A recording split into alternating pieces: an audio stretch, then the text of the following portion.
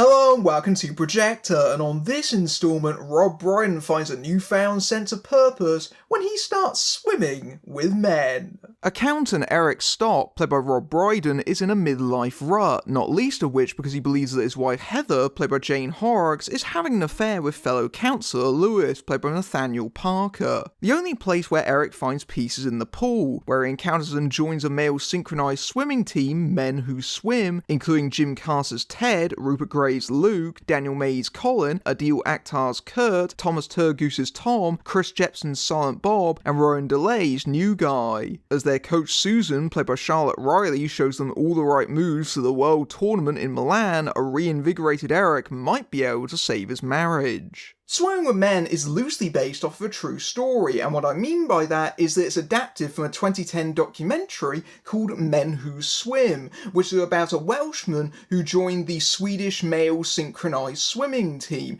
and that team is actually in this movie. They have prominent cameos as themselves, nay, they're supporting characters essentially. They keep popping up all throughout this movie to ostensibly cheer on our heroes, but otherwise this tale has largely been very much localised, and it's clear what the filmmaker's intent was for this movie. You can see it right there in the film synopsis, which describes it as the full Monty with speedos, which, yeah, it kind of is if it sank without trace at the UK box office. Nevertheless, in its own weird bit of synchronicity, this isn't the only male synchronised swimming comedy we have this year, because in France, we also have another movie called Sink or Swim, which has a bunch of popular local actors over there doing much the same thing. And I have no idea what the story behind that is. I don't know where the documentary filmmakers also sold the rights over there and it's based on the same story. They're just going to various countries going, adapt this, it'll play well to local audiences, or whether the French just simply came up with the same idea at the same time. It's a very weird coincidence. Maybe they're trying to build a shared universe, but I think it's a little bit niche.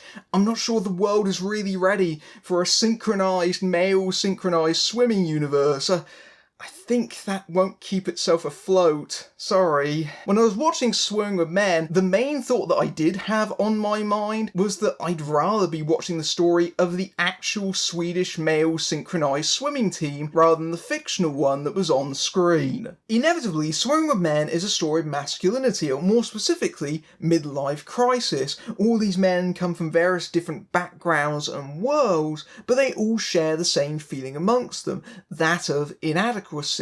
That life hadn't quite panned out the way they wanted to, and they each have their own pains and disappointments and struggles.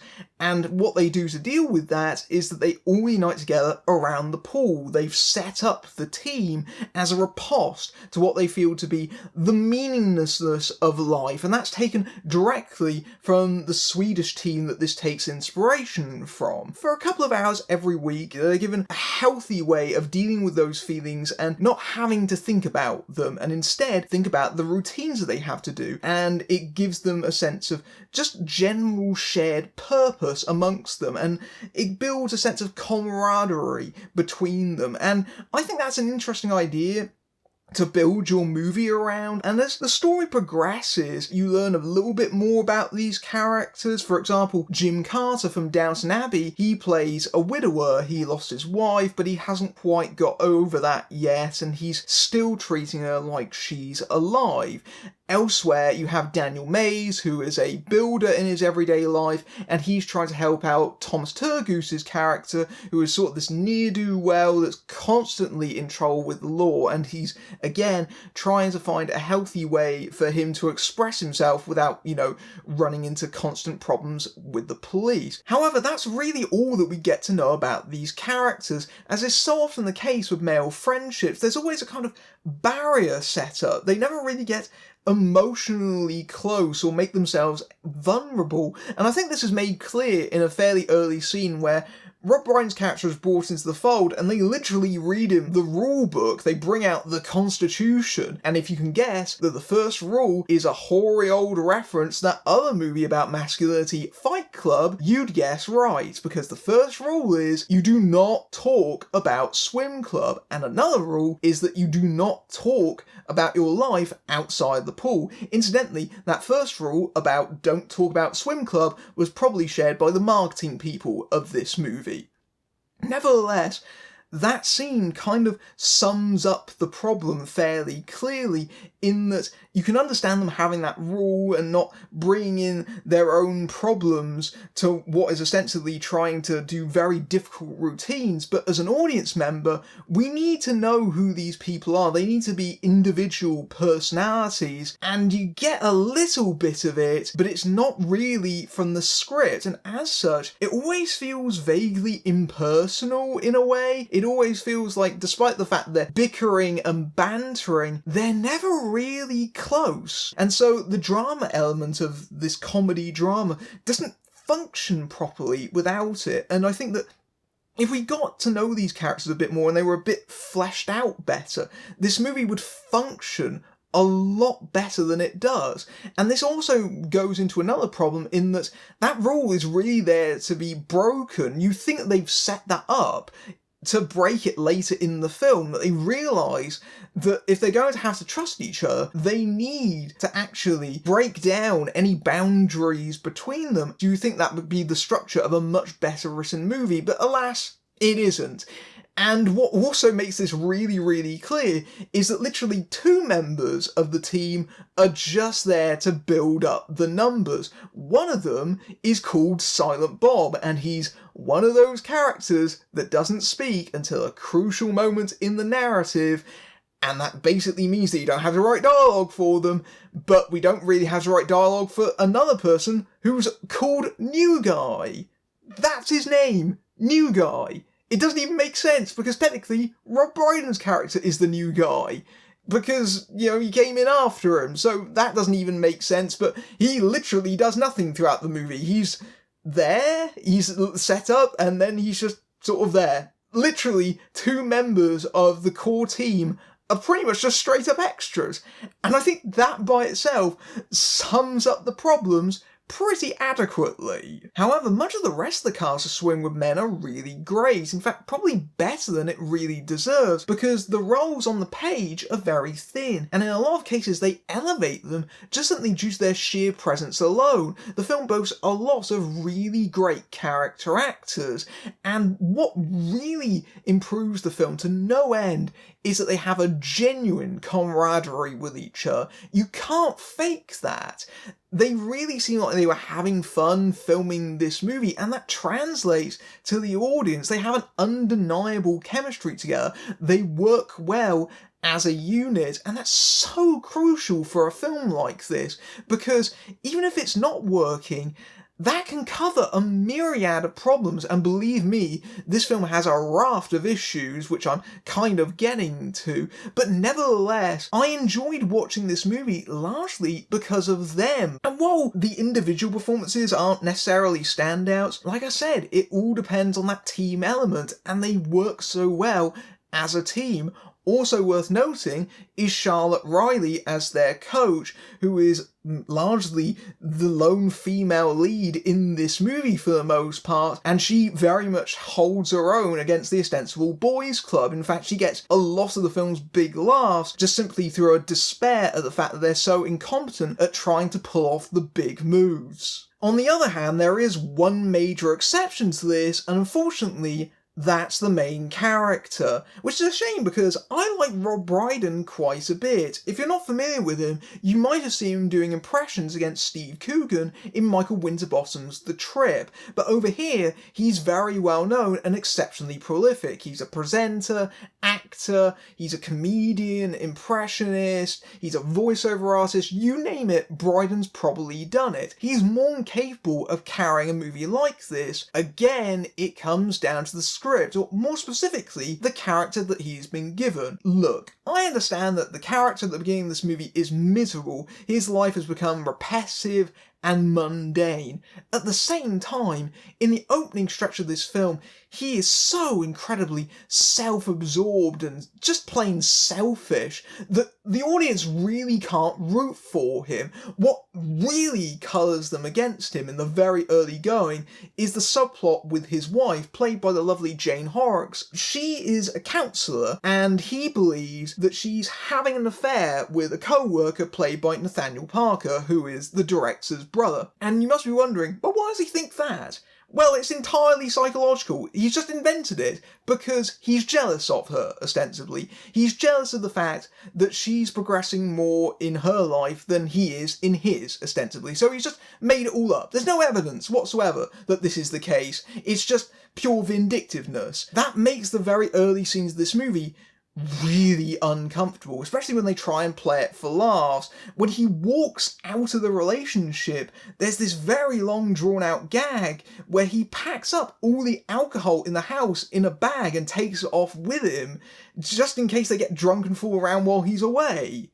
Because he thinks that that's going to be a possibility, and you think, wow, this character's a real jerk, and he spends most of the movie living out of a hotel. He packs off out of his own marriage. I have a problem that was entirely of his own creation, so we don't sympathise with him at all, because there was no issue in the first place. He's just being an idiot, quite frankly. And I know part of the arc that he has to go through is that he needs to realise that, but at the same time, not exactly endearing. The movie doesn't really focus upon this subplot for a lot of it, actually. You would think that this would be the backbone of the movie, but really it kind of just goes back to it every so often, and I think it's because the filmmakers realise that the more they don't focus upon this, the more that we actually like Rob Brydon's character, because we don't have to deal with that emotional baggage. You know, maybe that should have been kept away from the pool instead. The way the character acts in this movie, you just don't like him, and that's really impressive for someone like Rob Brydon, who is just an innately talented performer, but here is just simply drowned by the material that they've given him. They should have completely reworked the main character. Speaking of reworking, it's clear there's been a lot of that on this movie. The film's director is Oliver Parker, who's best known for Johnny English Reborn and that abysmal and laugh-free reboot of Dad's Army a few years ago. As you can tell by those credits, he keeps on directing comedies, even though it's very clear he really shouldn't. He has no flair for the genre, he doesn't really get a sense for it, and yet he keeps on doing these comedies. And as such, the movie really needed a better guiding force. The film doesn't steer itself properly, because it realises at a certain point that male synchronised swimming isn't really all that funny. Once you get past the initial subversion of expectation of, oh, it's not women, it's a bunch of middle-aged men with flabby bellies. Once it gets past that initial joke, it's got nowhere to really go. It just sort of splashes about constantly. The film betrays a flick that has been constantly thought through over and over again, constantly just hacking away at it, and as such, it looks like it's been edited with a pair of hedge trimmers. Scenes just cut from each other rapidly at points, like barely even seconds on screen. And so, if there was any more to these characters, it's probably been gutted in post-production, really. And sometimes scenes don't even make sense anymore because they've cut out setups. Like, there's a moment where Rob Brydon's character, he's at work and he suddenly, in the lift, starts mirroring people's movements in the lift. And you go, why is he doing that? Why is he suddenly acting like a weirdo? And then I realised, oh, it's because they cut the scene where someone told him at the pool, look, your homework is that you need to copy people because that's what you need to do to be a better part of this team. But if you take that out, this scene doesn't make any sense anymore. And there's several moments in Swimming with Men where I went, what, huh? That's a big jump. And it looks like certain subplots have been jettisoned. There's a lot of subplots that sort of are set up and then after a very long time they come back. And it feels like things have been moved around a lot. It just feels like it's really been cut up to pieces in places. And it's a very strange experience. You don't often see this happen on a local British film, and yet here we are. And so it makes for a very erratic viewing experience because the film kind of flip-flops from one moment to the next. And even the movie itself, technically, seems to be like that. Because the swimming photography in this film is really good. There's some great underwater photography where you see Rob Brydon and the cast swimming. And those moments look gorgeous. They fill up the entirety of the frame. And yet, there'll be other moments that look incredibly ugly, be it the way that scenes are cut together, or even the way scenes are shot. There's one scene in particular where a camera setup is literally about 2 foot away from Rob Brydon's nose. Like, the frame is here. I'm like, who shot that exactly? Who thought that was a good idea? Look, I'm aware that I'm probably being harsh to Swimming with Men, but that's only because this is a weirdly sloppy movie, and what makes it worse is that the premise showed a loss of potential. I think that in the right hands, this could have been something special. This could have been the breakout hit that it clearly wanted to be, and the only reason it works as well as it does is because of its cast. They pretty much carry this movie, and it hasn't got anything to do with the writing or the direction. They're pretty much keeping this above water when it's collapsing around them at certain points, because as a comedy, it's not funny enough. It needs to be sharper and wittier. And in general, you just get the sense that this is an opportunity squandered, really, and it's very, very unfortunate. The weight of the movie's problems almost sinks it, especially the burden of its main character. Oh well, maybe the French will have a better go at it. It's lucky that Swimming with Men is buoyed by such a good cast because it's the only thing keeping it afloat, and even they might not be enough to save it. The usually likeable Rob Brydon in particular is saddled with a main character who is so self-absorbed he nearly throws his life away, and the audience struggles to root for him. The biggest problem is the script, which barely explores the issues of masculinity it raises because many of the characters are totally underdeveloped, and it soon realises that men doing synchronised swimming isn't inherently funny all by itself. Worse, director Oliver Parker continues his poor talents for comedy, although even he knows this isn't working by the way the flick appears to have been edited with a chainsaw. The result is a wildly variable film that abandons subplots for long stretches, but also boasts impressive swim photography and sometimes gets the odd chuckle. Mostly though, you just wish the film was actually about the true Swedish team that it's inspired by, rather than have them as guest roles. If you like this review, then you can swim on over to my Patreon, where you can see my reviews early among other perks, including access to my Discord server. But until next time, I'm Matthew Buck, fading out.